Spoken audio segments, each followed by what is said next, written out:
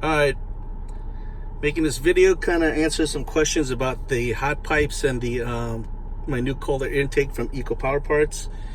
I just finished driving 350 miles and I'm shutting off the engine. I stopped a couple times for about 20 minutes each time, but shutting off my engine, popping the hood.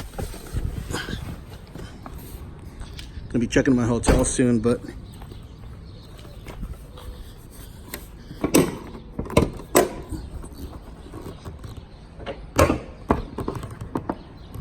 there we go. Sorry.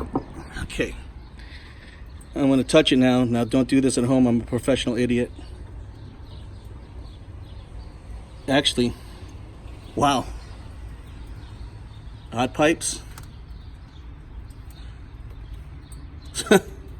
I mean, it's warm, like really warm, but I mean, obviously, it's my hand.